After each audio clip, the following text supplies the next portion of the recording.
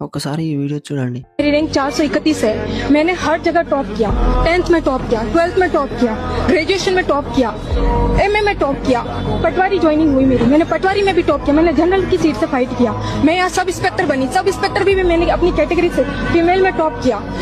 अगर एक टॉपर का आज ये हालात होता है, आज एक टॉपर होने का रिजल्ट ये होता है, तो आप बताइए मेहनत करने वाला बच्चा कहाँ जाएगा? क्या वो आज इस दिन को देखने के लिए मेहनत करता है?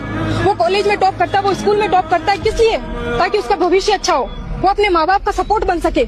आज माँ बाप का सपोर्ट बनने की जगह हम तो अपने माँ बाप के लिए एक टेंशन और एक बोझ बन के रह गए। టాపర్ పరిస్థితి ఇలా ఉంటే ఇంకా టాపర్ అవ్వడం వల్ల ఇంకా ఏంటి ఉపయోగం? తల్లిదండ్రులకు సపోర్ట్ ఇవ్వాల్సిన మనమే ఈ రోజు వాళ్ళకి భారమయ్యాం. ఎంతో కష్టపడి చదివి ప్రతి చోట టాప్ చేసిన అమ్మాయి కూడా ఈ రోజు జాబ్లెస్ గా ఉండిపోయింది. ఈ వీడియో ఉద్దేశం చదువు వదిలేమని కాదు, చదువుతో పాటు ఒక స్కిల్ నేర్చుకో.